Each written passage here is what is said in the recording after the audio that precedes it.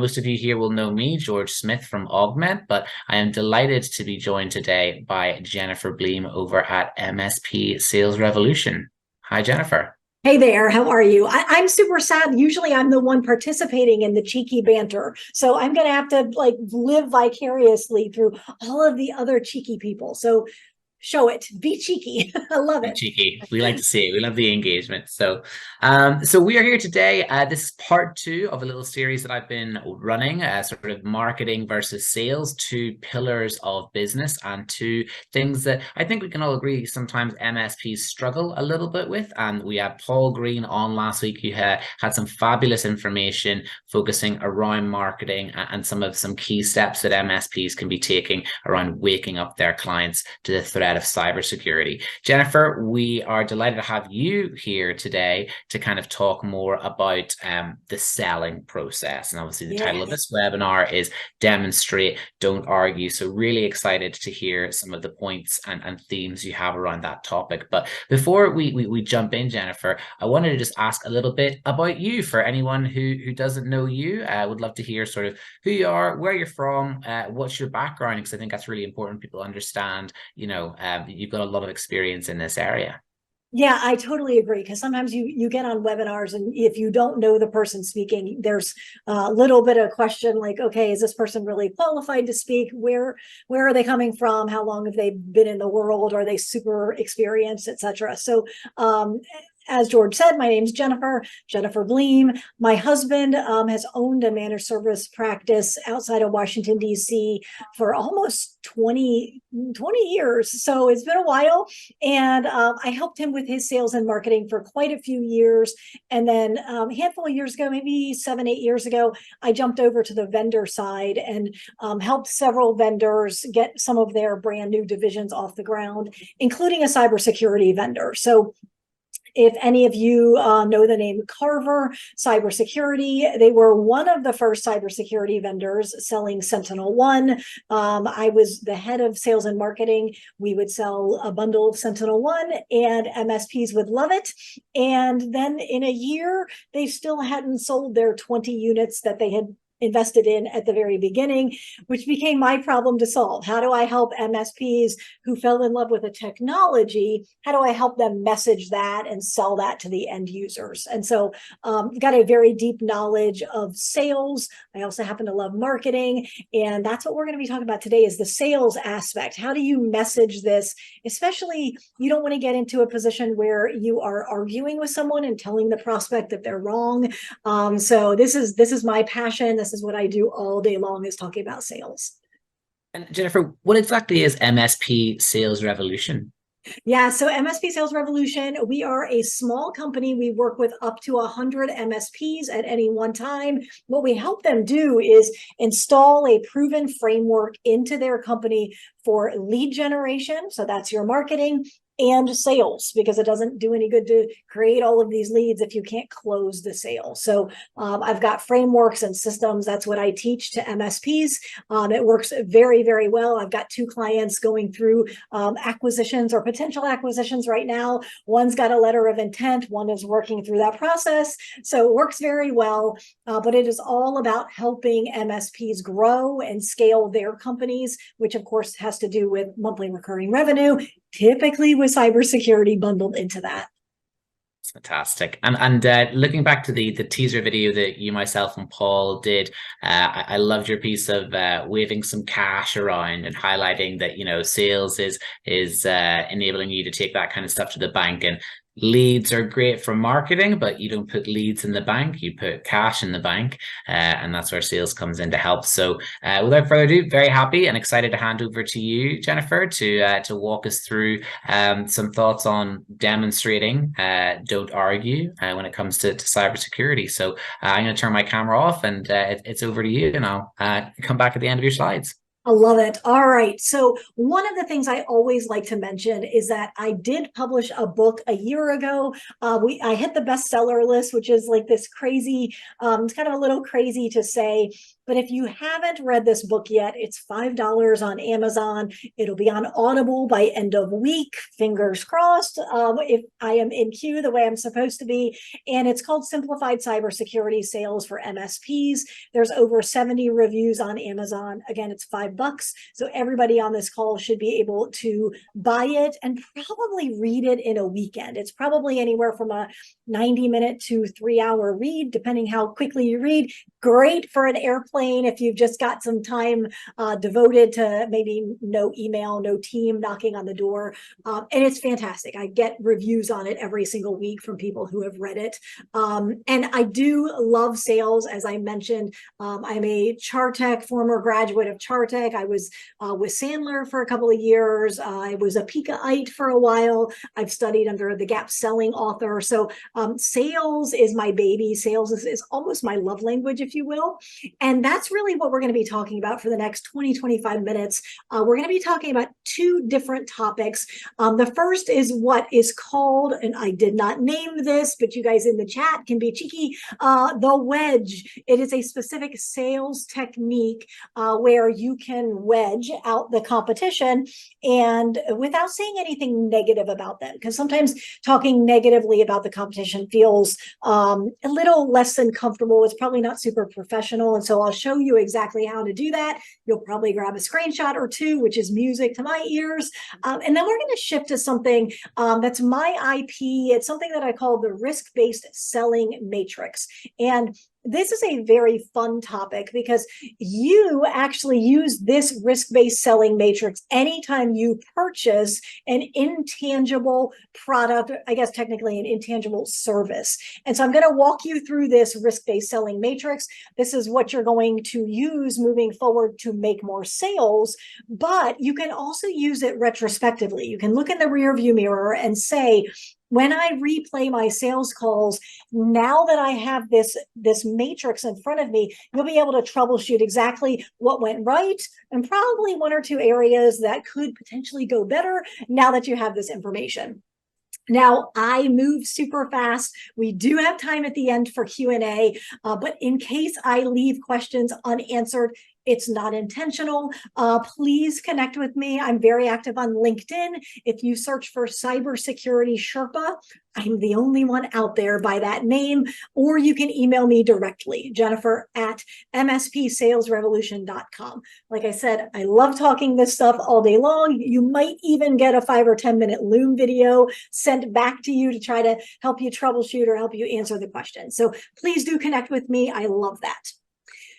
So the first thing that we're talking about is the wedge. And again, the concept here is how do you unseat the incumbent without saying anything bad about them? And so this is used, obviously, when you're up against an incumbent. And this concept comes from a book. The book appears to be out of print. It is still on eBay. It's on abe.com, and it's called How to Get Your Competition Fired Without Saying Anything Bad About Them. It's by Randy Schwantz. I would drop an Amazon link, except it's not on Amazon anymore. But you don't actually need to read the entire book. The next 6 minutes is going to give you the gold inside of that book. And even better, it's going to apply it to the MSP world so that you don't have to try to do that yourself. There's also some really deep psychology at work. And so I'm not going to go into super depth because I know everyone's not a psychology nerd like me, but I do want you to see a couple things that you can take and you can use inside of your own sales process. So this is for use against an incumbent. I recommend that you use this technique when you know a common way that your competitors are vastly under-delivering and underserving your prospect, and especially when you over-deliver in that particular area. And don't worry, I'm going to bring this down out of the theory and more into real life. And this is really what you're going to use if you expect this person to be super analytical or kind of argumentative or just generally not see things your way. And so these would be, I'm going to make a generalization here, but if you're meeting with a CFO or you're meeting with someone who you suspect is going to be super stingy with their budget, I suspect we've all talked to prospects that are a little argumentative. If you're thinking that this person might be argumentative, use this technique. It really is magical. So I want to give you the framework first, and then I'm going to bring it down into real life and apply it. So it's very, very straightforward. So this is like a fill in the blank Mad Libs kind of a thing. So so this is you talking to your prospect. So when your existing provider blank, so that you blank, are you happy with the way that process goes? And then you're going to wait for their answer. And then you're probably going to say something like, oh, so that's not important to you then. And then you're going to wait for the answer. And then this is the most important part. It's the hardest part for most humans, is not to solve the problem, but instead to say, let me make a note of that. Now, I'm going to come back to this because I know that may feel a little bit confusing. So let me unpack that for you. We're going to spend a little bit of time with this top part, because if you can get the core of this, almost look at this like a recipe card. If you can get this part correct, you will be amazed at how well this works. So when your existing provider does blank, so that you blank, are you happy with the way the process works? Now, this is some of the psychology. This top part is a feature. So name a feature. That would be the feature. And then the bottom part is the benefit. So here's what I mean. Here's a real life example, and I'll explain why this works so well in just a second. So when your existing provider sits down with you every single quarter and reviews your threat report, that's your feature, so that you can see exactly which employees are the most at risk for compromising your company's security, so you can fix that, so you can mitigate that risk. That's the benefit. Are you happy with the way that process works? Now, that's one feature, that's one benefit. By the way, you can stack this up and use it multiple times in the same sales call. So when your existing provider sits down with you and does what we call quarterly business reviews, so that you can have an idea what your IT budget should be for the next 3 years, so you're not surprised by this unexpected $50,000 network refresh, are you happy with the way that process goes? Are you happy with the way that meeting is conducted? Are you happy with your takeaways? If they say, yes, I'm happy with that, move on, because they've already got the feature and the benefit. They're already seeing that. But if they don't get that, what you've done as a salesperson is something very valuable, which is you've uncovered a latent need. You've uncovered something they didn't even know they wanted. They didn't even know they needed this. They didn't know anybody offered this type of thing. And now they're like, I want this. Why doesn't my current provider? Well, I pay this current provider an awful lot of money. I've been with them for 7 years, 5 years, 2 months. It doesn't matter. Why aren't they doing this? Now I'm grumpy because I want this thing that I didn't even know existed. So that's part of why this is so effective. The other reason is that people buy for purely selfish intentions. We all do it. I'm not poking at prospects. I'm not poking at you. I'm not poking at me. It just is. That's how humans buy. Humans want to answer the question, what's in it for me? And it's interesting to me because you hear that phrase, what's in it for me, inside of marketing a whole lot. In fact, Paul may have even talked about that during his webinar, what's in it for me? But we don't think about that enough when it comes to sales. And so the blue, this benefit, is the what's in it for me. When I'm auditing sales calls with my clients, I hear a lot of features. We're going to sit down with you every month and we're going to do a threat report, or our solution uses machine learning, or we have a 24/7 SOC. Every one of those is a feature. I like to say, so what? So what that you have a 24/7 SOC? Like, as a client, I expect you to be watching my network 24/7. So what's the benefit to me of you doing what I think is your job? What's the benefit to me of you using machine learning or math learning or AI? What's the benefit to me of you using EDR, XDR, MDR? What's the benefit to me of you sitting down in every quarter and going through a threat report for me? and with me. And so you have to spell out that benefit. And you're probably doing a lot of features because that's what you talk about at trade shows. That's what you like to geek out on with your colleagues. There's nothing wrong with that. There's nothing wrong with vetting a solution based on the features. But you have to talk about the benefits to your end user, to your clients, to your prospects. So I want to unpack this one more time. So when your existing provider sits down quarterly, so you can see which employees are the weakest link, so you can fix it. Are you happy with the way that process works? So when you wait, because you've asked a question, we've asked a nice open-ended question, we're being really good salespeople, we wait, and they answer, and they're like, no, they haven't met with me in like 8 months, right, Robert? Yeah, they might sit down with us. Man, every time they sit down with us, I think it's to raise our rates because our contract's up for renewal. And so you're like, oh, okay. So it's not important to you then to know which of your employees might be reusing passwords or saving passwords in their browser or potentially going to compromise your CRM or your QuickBooks or things like that. So none of that's important to you. Oh, no. I didn't say it wasn't important. I just said, no, actually it would be important. I'm actually surprised we're not getting that from our existing provider. Now, I warned you, step 5 is the hardest step because all you're going to say is something like, let me make a note of that. Or, okay, thank you for sharing. Or, okay, wonderful. I appreciate you being open with me. We'll talk about that later. What you've created in this moment is a little bit of tension because they're like, no, that would be valuable. Wait, you're saying one of my employees is the weakest link? Which one is it? I don't know. Is it me? I'm sure it's not me. Oh, wait, I did reuse a password. And now you've got them thinking, I might be at risk. Maybe there is, I do need this thing. Oh, no, wait. If they're giving me more service, are they also going to be more expensive? Well, maybe, but this would be really valuable. And so in their head, without you doing anything more than saying, let me make a note of it, your prospect is already starting to talk themselves into this because they've said, yes, that would be valuable to me. And there's a really tight human connection between when someone says something, yes, it's valuable to me, and then when you go to ask them for the sale, they don't want to lose face. They want to save face. So they have to make a decision that's in alignment with what's valuable to them. I'm not talking about manipulating them. I'm not trying to like trick them into saying, yes, it's valuable to me. Like dig into that and unpack that. Why is that valuable? What would it mean because you don't have that now? What would happen to you? And then it's simply, let me make a note of it. Not, well, we're going to sit down every quarter and we're going to make sure. Nope.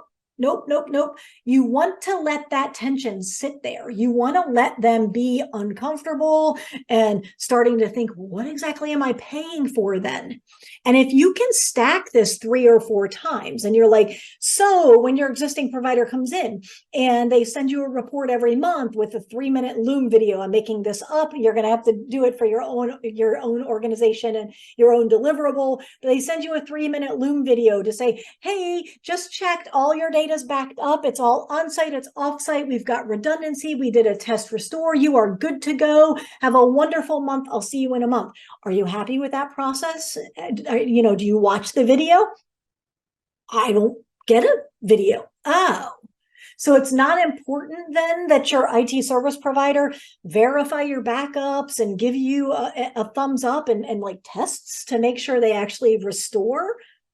Yeah, I mean, that seems pretty important, doesn't it? Yeah, it does seem pretty important. Okay, let me make a note of that. And now you've stacked another big question mark about whether or not this person is getting what they're paying for. So it's a brilliant technique. You don't need to use it 17 times in a single sales call. Even 1 or 2 times is fantastic. So this is what's called the wedge. And I hope you'll use it. And the first time you do, message me. Let me know how it went, because it is almost scary how powerful it is.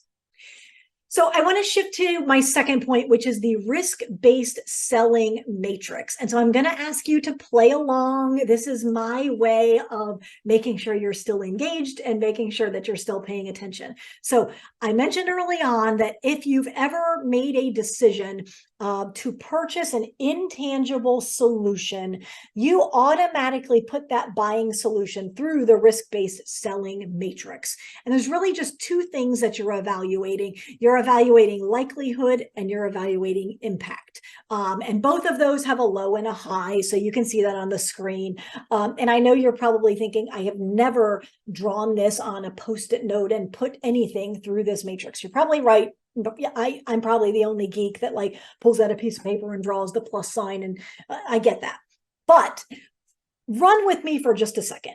I want to pretend that you live in a custom built, like 6,500 square foot mansion. If you already have a 6,500 square foot mansion, double it, triple it, whatever you need to do to picture in your mind, like custom built, very large house.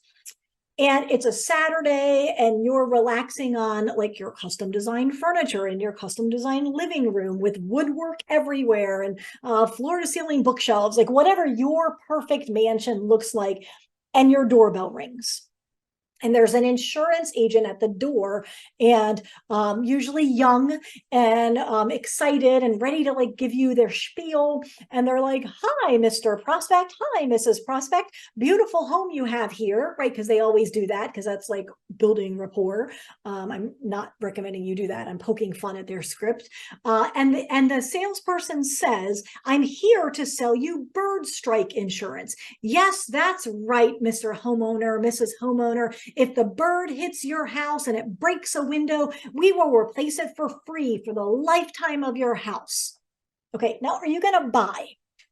You're probably not going to buy because in your head you just went, well, like what is the likelihood of a bird like running into my window, shattering it, this company still being in business and me being able to get the claim paid out?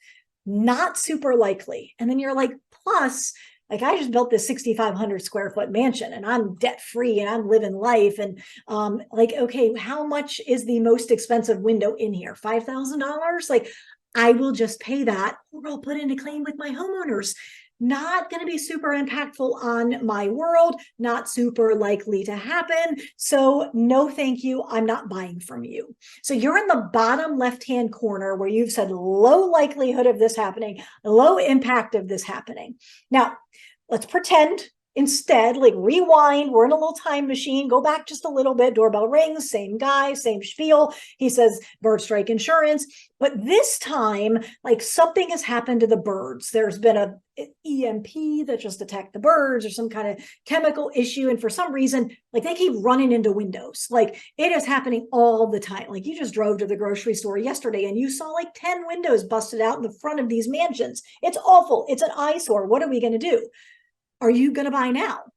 Because now you're at the bottom right-hand quadrant. Likelihood of this happening? Yeah, like it wasn't happening last month, but it's happening this month. Not going to buy. Why? Because the impact on your bottom line, on your purse, your wallet, your pocketbook, your 401k, not going to bother you in the least because it's still a $4,500 window and you're still going to either pay it out of pocket or put in a claim with your insurance. So every one of your prospects go through this same process when you're like, hey, I want to sell you this cybersecurity thing that they don't understand, especially if you speak features and you don't speak benefits. And they're like, how likely is this to happen? Do I know anyone this has ever happened to? Well, even if it happened to me, I recover. I have money in the bank. They're not after me anyway. All of these things are going through their mind. What you need to do in your sales conversation is move them up and to the right. That's the magic quadrant for selling cybersecurity, because we all walk into a sales call and we are in the upper right. Like we know likelihood high, impact on the business equally high. We need them to buy. But when we walk in one quadrant and the prospect is walking in a different quadrant, there's a complete disconnect. You have to help them see things your way. So these are the two arguments that you need to prove, not like you're fighting with them or bickering with them, but just kind of look at it almost like you're in debate class or you're an attorney. And so the first thing is demonstrating likelihood. Now, one way to demonstrate likelihood is to use the threat report. It's very, very difficult to argue with black and white. Hey, here's Richard. He's reused passwords. Does he still work here? Oh, no. Give me 1 second. Thank you. The joys of live webinars. So likelihood, use the threat report. The other thing, I want to show you an image, super simple, but my hope is that you will see this and remember it during your next sales call. So this red line, it can be one of two things. This red line can be a reminder to you to talk about threats. Threats are increasing. Threats today are higher, better, smarter than they were 3 years ago, than they were 5 years ago. And if you, Mr. Prospect, are still using the tools, the technologies, the policies from 3 years ago, 5 years ago, doesn't it make sense that you would be more likely to have a threat? Yeah, kind of hard to argue. It's just straight logic. The second thing I want this red line to remind you of is simply to talk about company size. This can be very effective if you are talking to a company that's growing rapidly. So if 5 years ago, this company had 10 employees and now they have 100 employees, it's like, well, your company size has grown. So isn't it fair to assume that as you're adding more and more and more employees, that the chances of each employee making a mistake might not change, but because you have more employees, you've got more chances of making a mistake, and yet you're layering technology in place that might have been enough to keep up with your 10 employee company, but not your 120 person company. So would we agree that there's a little bit of a gap here? Now, that may not be 100% enough to demonstrate the likelihood of a cybersecurity incident happening. You can also layer some newsletter articles, newspaper articles, anything that's especially timely to this industry, to the industry that you serve, to your geography. But the goal is for them to logically say, okay, you're right. I guess this could happen to me. And by the way, if you've ever heard sales objections like, I don't think this could ever happen to me, or I don't know anybody this has ever happened to, those are all likelihood objections. And so it tells me that you should beef up that piece of this matrix is how are you going to prove likelihood? Now, the other piece of the matrix is impact. And this is one of my favorites. There's a reason this is swim lanes, a swimming pool. You need to think through what swim lane your prospects are in. And by that, I mean that if they're in finance, ask questions that are related to profitability. Income. If I was selling to you, I would probably ask about utilization because that's kind of a finance term. If they're in ops, you want to focus on systems related questions or interconnectedness of departments or interconnectedness of software tools, perhaps APIs that are no longer functional. If they are in sales, you want to ask discovery questions that revolve around pipelines, quotas, commissions, perhaps next year's hiring plans, like were you going to staff next year? So recognize what swim lane you're talking to. And then what I want you to do is kind of build your argument. It's really easy to ask questions about how does it impact the company?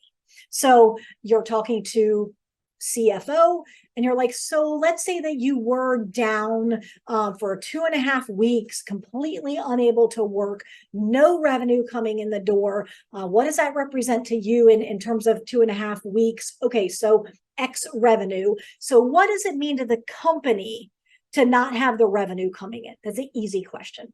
And then what does it mean to your department and maybe the future plans of your department? Were you planning on rolling out a new EHR or a new, replacing whatever you were using, and now you wanted to roll out Salesforce or what have you? So how does it affect the company? How does it affect the department? And then finally, if you can, this is the icing on the cake, you can't always do it, but how would this impact you personally?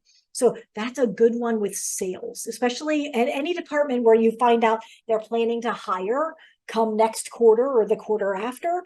Having a security incident, very expensive, very impactful, and now they may not be able to hire. And so how is it going to affect your hiring plans if your sales department misses the quota this quarter because they couldn't sell for 2.5 weeks? Like, that's an eternity. That whatever 2 out of 12, 2 weeks out of every 12 weeks, that is crucial for a sales organization that sets quarterly quotas.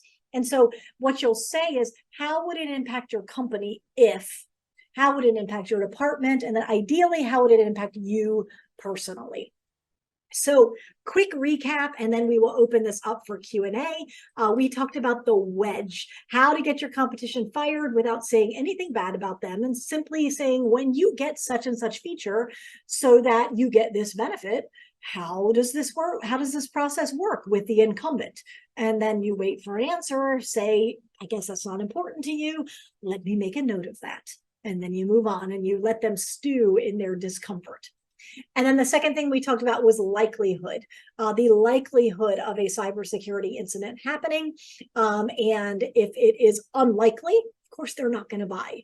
But if it's extremely likely, then you're halfway there, because the other half is to prove the impact of a cybersecurity incident, how this could impact the company or their department or them personally.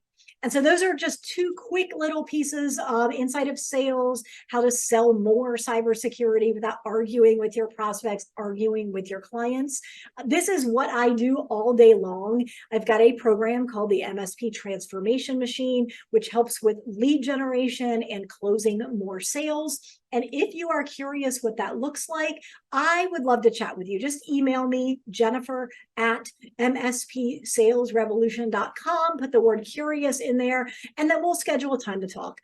It is an amazing program for MSPs who are around $750,000 up to about $4 million a year.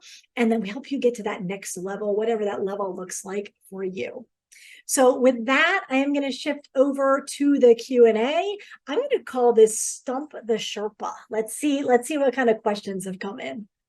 Stump the Sherpa. And just what I think there's a couple, just I can see some people typing at the minute, Jennifer. If you don't mind, what I'm going to quickly do, just to let some questions come in first, I'm just going to show everyone quickly what the Augmentt threat report looks like, so that folks on this call know that that is a tool that kind of aligns perfectly with what you're saying. So give me 1 second. I'm just going to share my screen here.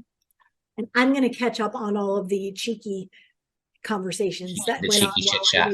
Yes, I love it.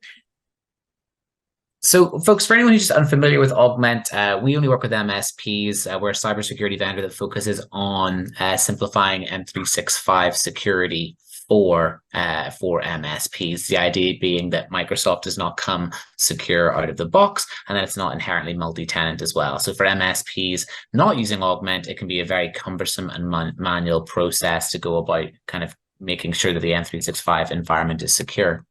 The key thing that I wanted to highlight to everyone on the call was, as part of our secure module, this threat report, okay, which everyone can actually have access to for free. So as part, whether you're a paying partner or not, or even if you're just signing up for a trial, even after your trial is expired, you can continue to log into Augmentt and generate these threat reports. So how do these work? Well, what we're doing here is, again, we've got our full multi-tenant system, so you can pick your client. You can then go over and use your date filter, generate more information, go back 3 months if you like to, export this as a PDF.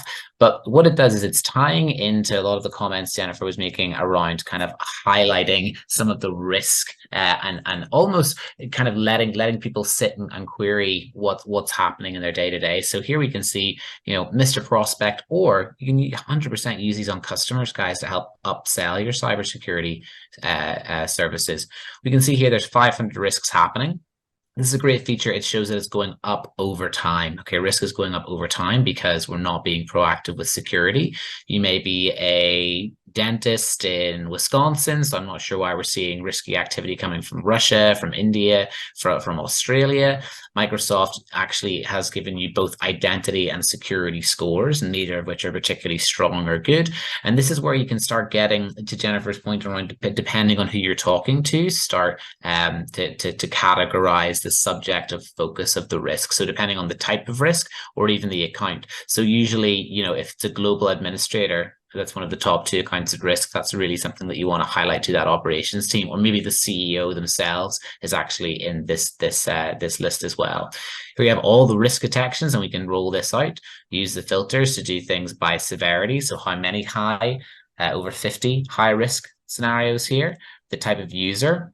Are there people that are being actively targeted? There's Carmen, has over 100 things set against her. Is that because she doesn't have correct policies and procedures set up, or is she just being actively targeted by bad actors?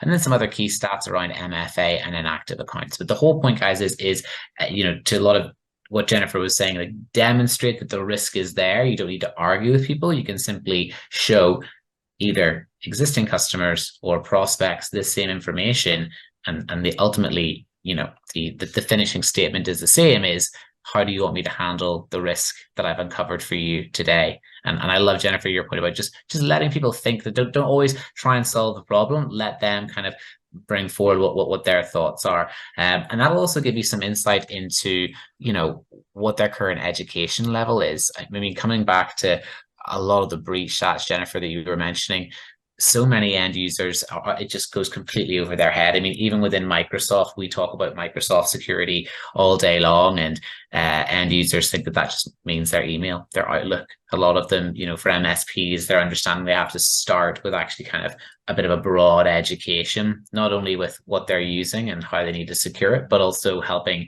end users understand that, you know, they're just a name on a list. We have a couple of slides that we share with our MSP partners to use in these conversations that highlight that on the dark web, you can go and buy a list of, I think it's like 100 million usernames and passwords for like $10. It's like, these guys do not care that you are George Smith or Jennifer Bleam at wherever. You're just a name on a list. They put it into their little engine and away it goes. Whether it's phishing simulations or just testing things to see if they're getting access, you're just a name on a list. You are going to get hacked. I mean, this is where I think we've kind of moved to in the past year. I think a lot of MSPs feel more comfortable just saying that, like, you are going to get hacked. It's not if, it's when. What are you doing to limit the blast radius, to kind of limit your damage? What walls are you putting up? Because the storm is coming. And the other key thing, you know, Jennifer, you were quoting some folks. I've got a quote that's not mine either, but I think it's really strong. I can't remember where I heard it from, but someone said, you know, your clients aren't too small to get hacked. They're just too small to make the news. I think that's the key thing there. So just a reminder, folks, you can get that by signing up for a free trial. Please do leverage it. That's what our founders have put it in place for, so that every MSP has access to that report for free. So we've got a couple of questions coming in here.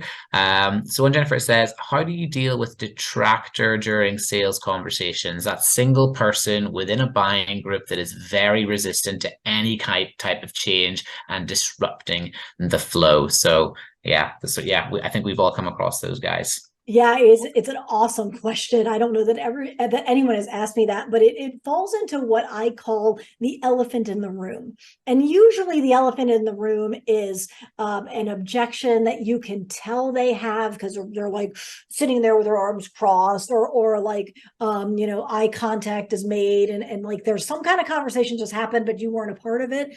Anytime there is an elephant in the room, politely call it out. And so let me start with the easier one, like, oh, some eye contact just happened, and you're like, whoa, hold on a second. Like, I'm cheeky enough, like, I just call it out. I'm like, so, you know, like, I saw that look.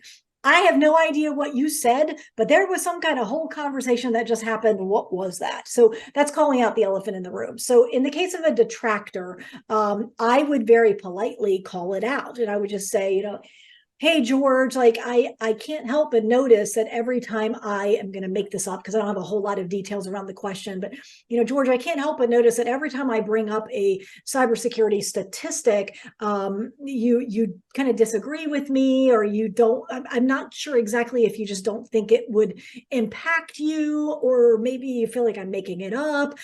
Do you mind letting me know like what's going on? What's causing that? There's no harm in asking that question, and then you'll hopefully win them over. It's also possible that he or she is always the negative Nelly in the room, and you might just win some points with everybody else by being like, thank you, because we Yeah. always want to call him on the carpet and we never can, and he just won't shut up, and he's always nyah, nyah, nyah. So either way, you're going to win, either by calling on him, calling him out gently, and trying to get him to open up. Like, why, have you been ripped off by, like, you don't have to ask that question, but that's what you're trying to figure out, is understand what is causing this behavior, understand why he's so anti. Like, does he just think all IT people are shysters? Does he think the cybersecurity thing isn't going to happen? I don't know anybody who it's happened Right. He to. Like, knows best. He knows best, yeah, right? he knows best. Maybe he's threatened. Maybe he picked the incumbent. He was the one that said, no, we need to go with this company. And maybe 5 years ago, it was a great decision. It's just that they haven't kept up with the times. So there's usually something behind it. And most of the time, you can't really lose by trying to uncover it, trying to understand where the other person is coming from. Yeah, I totally agree, Jennifer. I think just approaching that head on is definitely the way to go. And I would add, Carrie Wagner actually just added a really good piece of information there in the chat, just saying, try to avoid yes, no questions. Like, use the why, the how, and the what questions, so that person can't just kind of shut down the wall and be like yes or no. They have to reveal that information that you're talking about, right? Like, why do you feel this way? What is challenging you or getting you irked about this potential switch or whatever the kind of focus of the conversation is? Yeah, and So I think this is a little technique, is that anytime you're feeling a little bit uncomfortable about what you're getting ready to say, try to have a couple of standard phrases that you use just to kind of get you into the discomfort part. So you heard me say, I can't help but notice. Another one is like, I hope you don't mind me asking, but.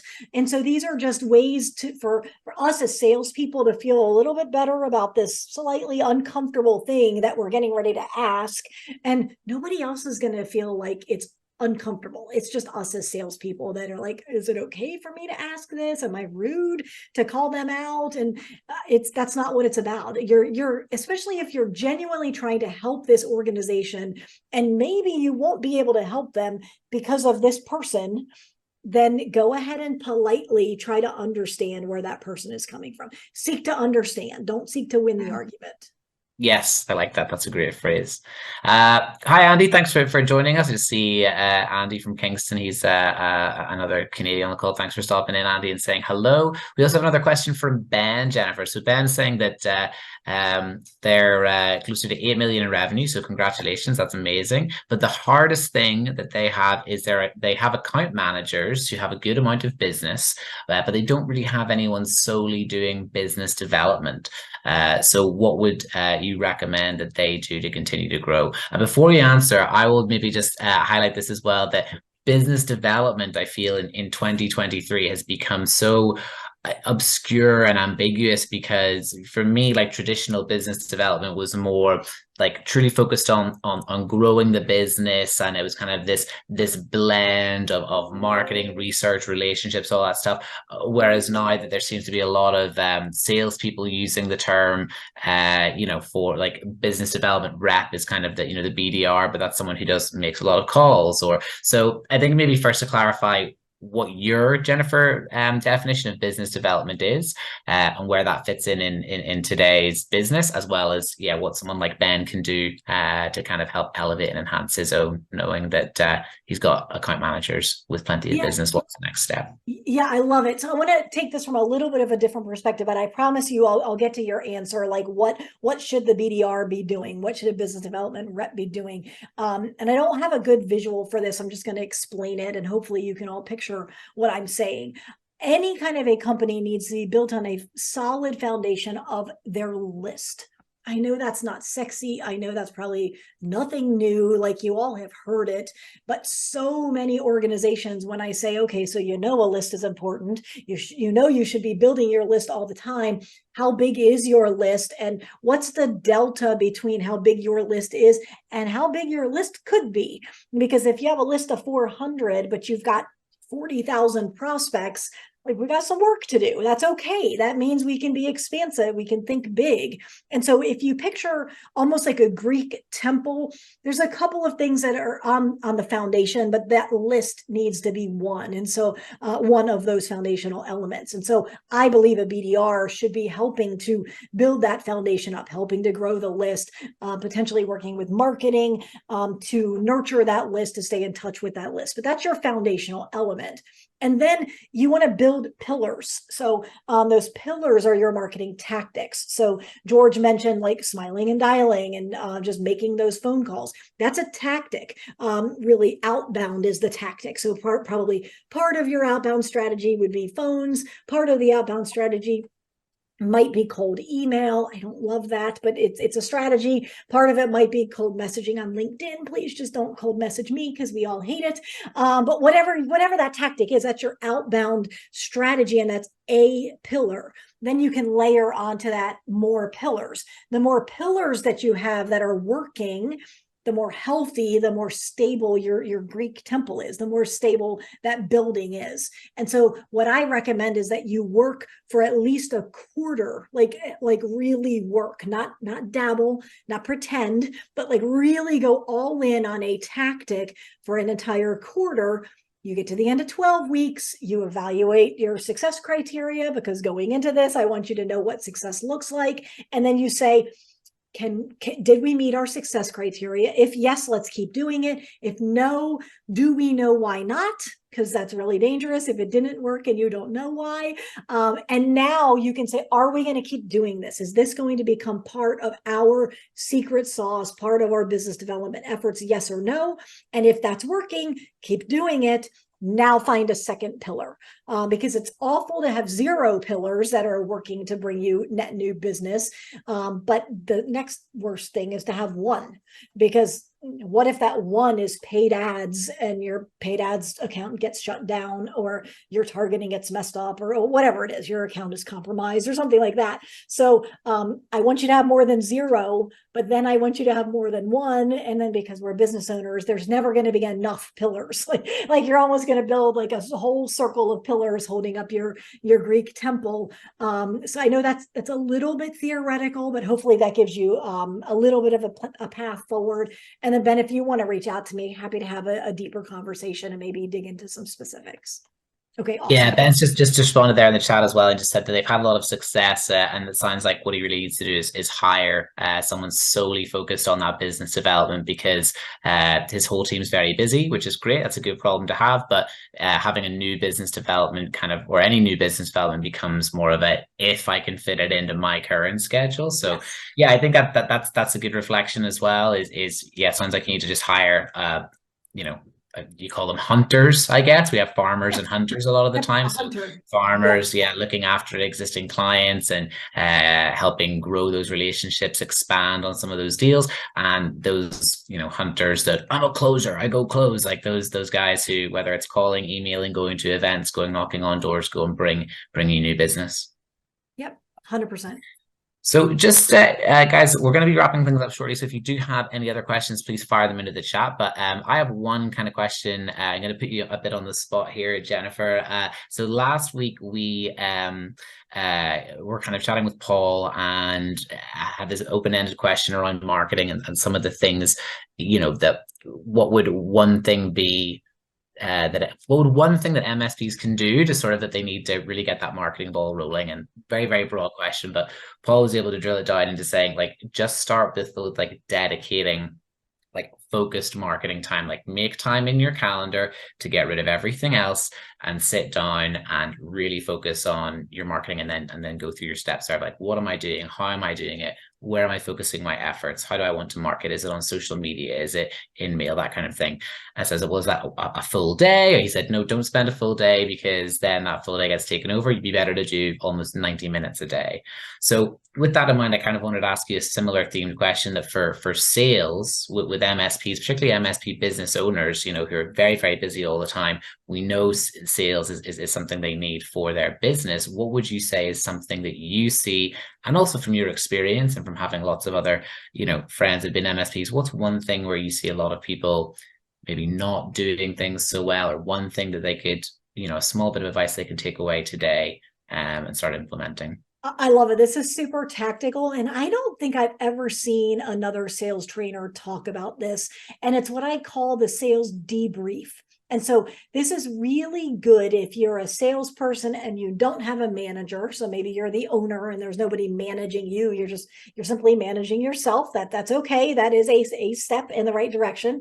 Or if you're a salesperson with a manager, or if you're the manager and you're trying to oversee the salesperson and give them help and correction, for all of those categories, the sales debrief is super helpful. And it is simple.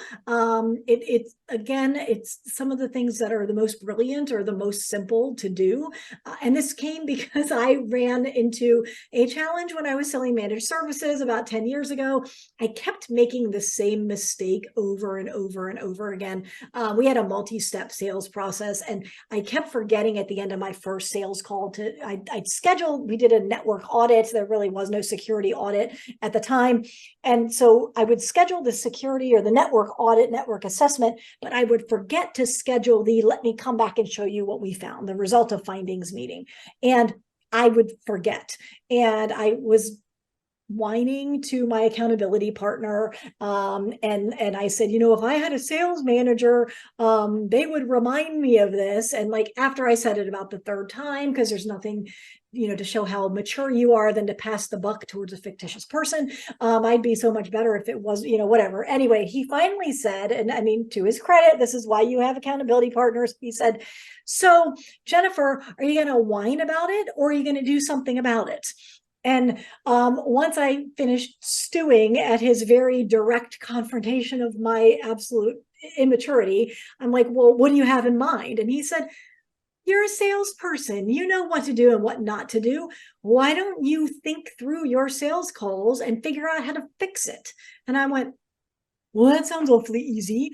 And then I kind of stopped and think about it, and like, okay, it is kind of easy. Like, you leave the sales call and literally you do a debrief. And it's as simple as 5 or 10 questions, things like, what did I do really well? Like, there's always a gem, a little micro talk track, like 2 sentences that like you give them and you have a golden tongue and you're like, wow, I've never said it quite that way before, but I'm amazing. Like that, capture that, write it down or type it or voice memo it. Like, what's one thing that went well?